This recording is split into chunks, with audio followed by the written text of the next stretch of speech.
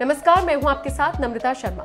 बॉलीवुड के सुपरस्टार आयुष्मान खुराना जिस फिल्म को छू दे उसी को सोना बना दे। कहते हैं कि आयुष्मान वो एक्टर हैं जो फिल्म मेकर्स को ये भरोसा दिलाते हैं कि उनकी फिल्में 100 करोड़ का बिजनेस कर ही जाएंगी, और फिल्म मेकर्स को भी ये भरोसा होता है। इसीलिए बड़े बड़े फिल्म मेकर्स आयुष्मान पर आंख बंद करके दांव लगाते हैं। इसे आयुष्मान की किस्मत समझ लीजिए, उनका चार्म समझ लीजिए, या फिर उनकी मेहनत समझ लीजिए कि वो जिस भी फिल्म को छू लेते हैं वो फिल्म आप पिछले रिकॉर्ड उठाकर देख लीजिए 100 करोड़ का बिजनेस कर ही जाती है। खैर, कई सारे अपकमिंग प्रोजेक्ट्स आयुष्मान के पास हैं, लेकिन इन सब के बीच आयुष्मान से जुड़ा एक ऐसा किस्सा आज हम आपको बताने जा रहे हैं जो शायद ही आपने सुना होगा। देखिए, बॉलीवुड इंडस्ट्री में जब कोई लड़की एक्ट्रेस बनने के लिए आती है तो कास्टिंग काउच बहुत ज्यादा सुनने में आता है।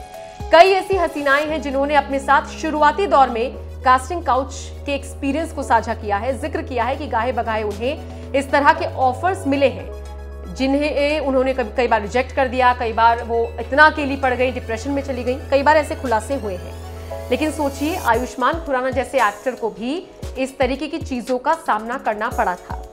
खुद एक इंटरव्यू में आयुष्मान खुराना ने बताया था कि एक बार कास्टिंग डायरेक्टर ने मुझसे कहा था कि वो उनका प्राइवेट पार्ट देखना चाहता है। आयुष्मान ने कहा कि पहले तो सुनते ही मैं जोर से हंसने लगा, और फिर मैंने कहा कि क्या बात कर रहे हो यार, मैं स्ट्रेट हूं, मैं ऐसा वैसा नहीं हूं, तुम मुझे गलत तरीके से समझ रहे हो। इसके बाद उन्होंने कहा कि जैसा कि मुझे लग ही रहा था कि मैं उस फिल्म से फिर बाहर कर दिया गया था जिस फिल्म का ऑफर वो शख्स मुझे दे रहा था।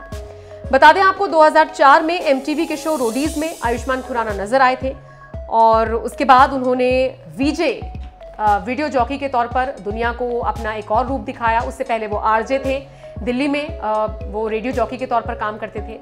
उसके बाद विकी डोनर उनकी पहली फिल्म थी, सुपरहिट रही। उसके बाद उनकी एक दो ऐसी फिल्में आई जो ज्यादा नहीं चली, लेकिन पिछले कुछ सालों का रिकॉर्ड उठाकर अगर आप देखेंगे तो Ayushmann back to back hit फिल्में दे रही हैं, जिसमें दम लगा के हाइशा, शुभ मंगल सावधान, शुभ मंगल ज्यादा सावधान, बरेली की बर्फी, अंधाधुन, बधाई हो, ड्रीम गर्ल, आर्टिकल 15 जैसी जो फिल्में हैं वो शामिल हैं।